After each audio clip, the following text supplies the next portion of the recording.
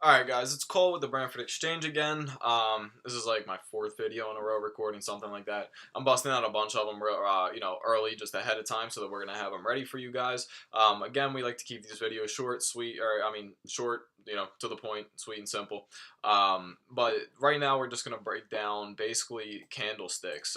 Because a lot of new trader, and actually I'll get rid of all my study. Oh, whoops. Yeah, I'll get rid of my study set here so it's easier to see. But a lot of new traders and people that are just getting into this don't even understand what these candlesticks actually represent. So I'm just gonna basically explain that to you guys. So candlesticks are basically just represent the price of the stock and the movement of that price within a certain time period. Now that time period is going to be interchangeable. You get to pick. That's where these time frames up here come in. So when you're looking at, right now, for example, we're looking at the 180-day 4-hour chart.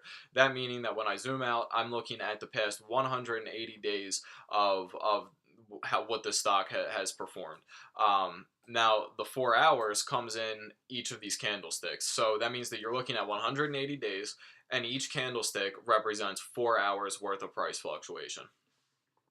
Now, how it determines, and of course that's different for all of the different time frames. So for one day, if I click on that, it's only going to show me when I'm all the way zoomed out here. You can see that it's only going to show me 1 day of trading, and each candlestick represents 1 minute worth of price fluctuations.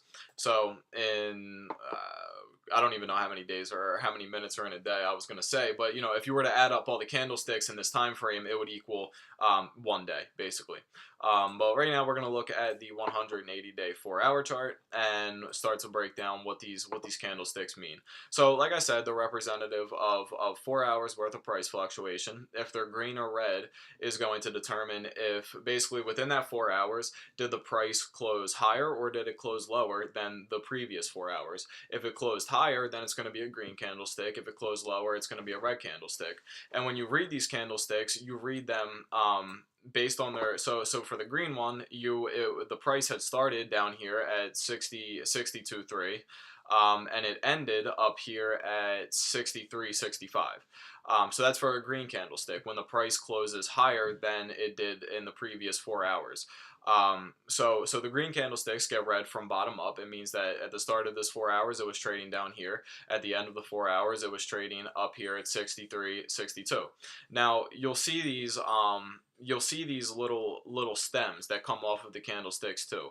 All those stems is basically the range of where the price fluctuated up to or down to in that period of time, which in this case it's 4 hours. So that means that like I said, in this 4 hours, it started trading down here at 62.30.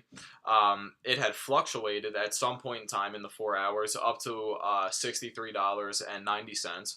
But when it closed at the end of the 4 hours, it closed at 63.68 or 63.60. So yeah, so basically the big chunk, the big rectangle block is where it opened and where it closed during those 4 hours, and the little stem right there is basically just where it is the range where it fluctuated up to within that 4 hours. Now, inversely, the red candlesticks, you read them just the opposite way. They would start at the top. That means that because obviously if it's red within that 4 hours, it closed lower than the previous 4 hours, so you're going to read them from the top down. That being said, when it started the 4 hours, it was trading up here at 63.60 still, and it ended the 4 hours down here at 61.70. So of course that's lower than where it ended in the previous candlestick, which was 63.60, and it closed lower, so that's a red candlestick. It's the same thing with that little line right there. Sorry. It's the same thing with that. With the line though, the line still represents the same thing. That's just range. It doesn't. That doesn't mean that that's where the stock opened or closed at. That just means that that's where the price had managed to get to at some point in time during that 4 hours. But that's not where it opened at, and it's not where it closed at.